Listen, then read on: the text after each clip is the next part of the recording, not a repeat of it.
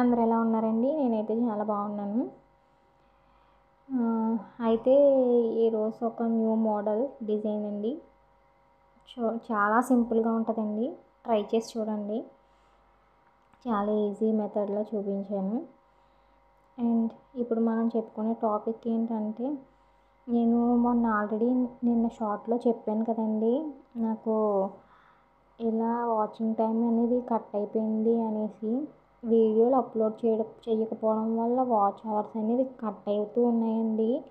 ఒకవేళ నాలా ఎవరైనా న్యూగా యూట్యూబ్ ఛానల్ స్టార్ట్ చేసి ఉంటే వాళ్ళు ఒకసారి చెక్ చేసుకుంటూ ఉండండి. ఎందుకంటే మనం ఆ వాచ్ అవర్ అనేది పెంచుకోవడానికి చాలా కష్టపడుతున్నామండి.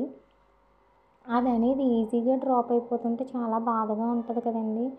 కాబట్టి చూసుకుంటూ ఉండండి. వీడియోలు మాత్రం ఎప్పుడూ డిలే చేయకుండా పెడుతూ ఉండండి.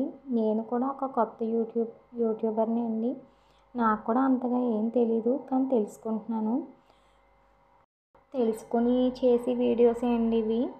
సో మనం అనేది ఏంటంటే, మనకి గ్రోత్ వచ్చే వరకు ఒకలా ఉంటామండి, వచ్చిన తర్వాత ఇంకొకలా ఉంటాం. అది అనేది ఎప్పుడు చేయకూడదు, ఎప్పుడు ఒకేలా ఉండాలి. స్టార్టింగ్ వీడియోలు అప్లోడ్ చేసినప్పుడు అయితే మనకు కొంచెం ఎగ్జైట్మెంట్ ఎక్కువగా ఉంటుందండి.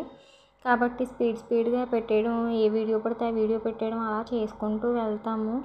కానీ తర్వాత లాస్ట్కి వచ్చేసరికి ఏంటంటే కొంచెం బద్ధకం అనేది పెరుగుద్దండి, నాలాగన్నమాట. నాకు అలా పెట్టడం మానేసానండి. ఆ 2 hours అనేది నేను లాస్ అయ్యాను.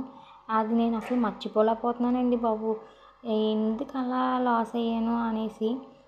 టోటల్గా నా మిస్టేకేలండి. సో ఎవరు కూడా అలా చేయకండి, ఆ మిస్టేక్ మాత్రం చేయకుండా ఉండండి. వీడియోస్ అనేది ఎప్పుడూ అప్లోడ్ చేస్తూ ఉండండి. మనం వీడియోస్ ఎంతలా అప్లోడ్ చేస్తామో అదే మన లైఫ్కి టర్నింగ్ పాయింట్ అనమాట. యూట్యూబ్లో నేను సక్సెస్ అవ్వాలని నేను అనుకుంటున్నానండి. Please like, share, subscribe. Thank you.